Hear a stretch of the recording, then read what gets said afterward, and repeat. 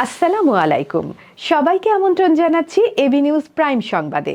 আপনাদের সঙ্গে আছি আমি সুমাইয়া মেঘলা। শুরুতেই জানিয়ে দেব সংবাদ শিরোনাম। ভেঙে পড়া রাষ্ট্রকে গঠন বিএনপির পক্ষে সম্ভব, তারেক রহমান।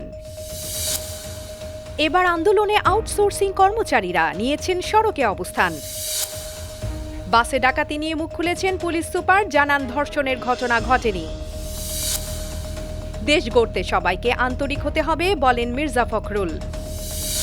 আজহারের মাহফিলে শ্রোতাদের ঢল, 2 লাখ মানুষের জোহরের নামাজ আদায়। ফলকে বিলাসী পণ্য হিসেবে গণ্য, আবারও শুল্ক বৃদ্ধি। চীনে নতুন করোনা ভাইরাস শনাক্ত, ফের মহামারীর শঙ্কা। ডিপিএলে নাম লেখাচ্ছেন সাকিব আল হাসান, ভক্তদের বাড়তি আগ্রহ।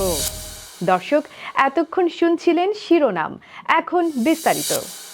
বিএনপির ভারপ্রাপ্ত চেয়ারম্যান তারেক রহমান বলেছেন, বর্তমানে অনেকেই সংস্কারের কথা বলছেন, কিন্তু একমাত্র বিএনপি স্বৈরাচারের রক্তচক্ষু উপেক্ষা করে দেশ পুনর্গঠনের কথা বলেছে এবং 31 দফা ঘোষণা করেছে। বিএনপির রাজনীতির মূল লক্ষ্য হল জনগণ ও দেশ। তাই ভেঙে পড়া রাষ্ট্রকে পুনর্গঠন বিএনপির পক্ষে সম্ভব। বিএনপি যদি দেশ পরিচালনার সুযোগ পায়, তবে সবার আগে তারা দেশ পুনর্গঠন করবে। শনিবার 22 ফেব্রুয়ারি দুপুরে যশোর কেন্দ্রীয় ঈদগাহ ময়দানে যশোর জেলা বিএনপি সম্মেলনে ভার্চুয়ালি যোগদান করে প্রধান অতিথির বক্তব্যে এসব কথা বলেন তিনি। অনেকের অনেক সুন্দর সুন্দর কথা আমরা দেখতে পাচ্ছি পত্রিকার মাধ্যমে, মিডিয়ার মাধ্যমে, কিন্তু সেদিন এইসব ব্যক্তির কাছ থেকে আমরা কোনো সংস্কারের কোনো কথা শুনতে পারিনি। কিন্তু সেদিন একমাত্র আপনাদের দল, আপনাদের এই প্রিয় দল বাংলাদেশ জাতীয়তাবাদী দল, সেই স্বৈরাচারের রক্তচক্ষুকে উপেক্ষা করে দেশ পুনর্গঠনের কথা বলেছে। কিভাবে আমরা রাষ্ট্রকে মেরামত করতে চাই, রাষ্ট্র কাঠামোকে মেরামত করতে চাই, কিভাবে ভেঙে পড়া প্রতিটি প্রতিষ্ঠানকে আবার মেরামত করতে চাই। চাকরি স্থায়ীকরণের দাবিতে সড়ক অবরোধ করেছেন বাংলাদেশ আউটসোর্সিং কর্মচারী কল্যাণ পরিষদের সদস্যরা। এই অবরোধের ফলে তোপখানা সড়কের উভয় পাশে যান চলাচল বন্ধ হয়ে গেছে। যানবাহনগুলো শিক্ষা ভবন হয়ে সচিবালয়ের সামনে দিয়ে গুলিস্তান 0 পয়েন্টের দিকে যাতায়াত করছে। এতে ওই পথে যানবাহনের চাপ বৃদ্ধি পেয়েছে। আউটসোর্সিং কর্মীরা সরকারি ও স্বায়ত্তশাসিত দপ্তরের সকল প্রতিষ্ঠানে কর্মরত আউটসোর্সিং প্রকল্পের চাকরি স্থায়ী করার দাবি জানিয়েছেন। শনিবার 22 ফেব্রুয়ারি দুপুর 3টার পর থেকে তারা জাতীয় প্রেস ক্লাবের সামনে রাস্তার অবরোধ করেন। দেশের বিভিন্ন স্থান থেকে আসা 5 শতাধিক আউটসোর্সিং কর্মী সড়কে অবস্থান নিয়েছেন। আমাদের কন্ট্রাক্টর বাতিল করে আমাদের সরকার, আমার মাস্টার চালু করুক, আমাদের যেভাবে আমরা সরকার আন্ডারে নিয়ে আসুক, আমরা দালালের আন্ডারে থাকতে চাই। যদি কোনো কিছু সম্ভব না হয়, আপাতত ঠিকাদারটা বাদ দিয়ে আমাদের অফিসিয়াল ভাবে ঢাকা থেকে রাজশাহীগামী চলন্ত বাসে ডাকাতির সময় কোনো ধর্ষণের ঘটনা ঘটেনি বলে জানিয়েছেন টাঙ্গাইলের পুলিশ সুপার মিজানুর রহমান। দুষ্কৃতকারী ডাকাত দল নাকফুল ও কানের দুল নেয়ার সময় নারীদের সাথে অশালীন আচরণ করেছে। প্রাথমিক তদন্তে কোনো ধর্ষণের ঘটনা ঘটেনি, তবে এটি শ্লীলতাহানি হিসেবে বিবেচিত হতে পারে। শনিবার 22 ফেব্রুয়ারি বেলা 11:30টার দিকে নিজ কার্যালয়ে প্রেস ব্রিফিংয়ে টাঙ্গাইলের পুলিশ সুপার মিজানুর রহমান এসব কথা জানান। ধর্ষণের ঘটনা ঘটেনি, স্বর্ণ লুণ্ঠিত হয়েছে নারীদের কাছ থেকে, স্বর্ণ এবং রূপা হয়তো টাচে গিয়েছে এবং একটা পর্যায়ে হয়তো তাদের সাথে গিয়ে এই কাজগুলো করতে হয়েছে। নতুন করে দেশ গড়ে তুলতে সকলকে আরও আন্তরিক হওয়ার আহ্বান জানিয়েছেন বিএনপি মহাসচিব মির্জা ফখরুল ইসলাম আলমগীর। তিনি বলেন, দীর্ঘ সময় ধরে ফ্যাসিবাদের বিরুদ্ধে লড়াই করেছে রাজনৈতিক দলগুলো। শেষ পর্যন্ত ছাত্র জনতার লড়াইয়ে ফ্যাসিবাদ বিদায় নিয়েছে। শনিবার 22 ফেব্রুয়ারি দুপুরে জাতীয় প্রেস ক্লাবে প্রয়াত বিশিষ্ট সাংবাদিক মাহফুজুল্লাহর মরণোত্তর সংবর্ধনা উপলক্ষে এক আলোচনা সভায় কথা বলেন তিনি। আশার আলো সবাই আমরা দেখতে পাচ্ছি যে আবার নতুন করে বাংলাদেশকে আমরা গড়ে তুলব। সবাই কথাটা বলছি, এটাতে সবারই আমার আরো অনেক বেশি আন্তরিক হওয়া প্রয়োজন এবং সত্যিকার অর্থেই আমরা যেন সবাই ভবিষ্যৎ প্রজন্মের জন্য বাসযোগ্য দেশ তৈরি করার জন্য আমরা সবাই যেন কাজ করতে পারি। 2 লাখ মানুষ একসঙ্গে জোহরের নামাজ আদায় করেছেন ইসলামী বক্তা ডক্টর মিজানুর রহমান আজহারীর মাহফিলে। মাহফিলের মূল মঞ্চের আয়তন 40 বিঘা এবং এর ধারণ ক্ষমতা 3 লাখ মানুষ। মাঠের পাশে অজু, পানি ও টয়লেটের ব্যবস্থা আগে থেকেই রাখা হয়েছে। ভোর থেকে চাঁপাইনবাবগঞ্জে শ্রোতাদের ঢল নামতে শুরু করে। কেউ যাত্রীবাহী বাস রিজার্ভ করেছেন, কেউ ট্রেনে এসেছেন। বেশিরভাগ মানুষ দূর দূরান্ত থেকে মাইক্রোবাসে আসেন এবং আশেপাশের বিভিন্ন উপজেলা থেকে অনেকে পায়ে হেঁটে আসতে দেখা গেছে। মূল মাঠের পাশাপাশি পুরুষদের জন্য জন্য 3টি এবং নারীদের জন্য 4টি আলাদা মাঠ প্রস্তুত করা হয়েছে।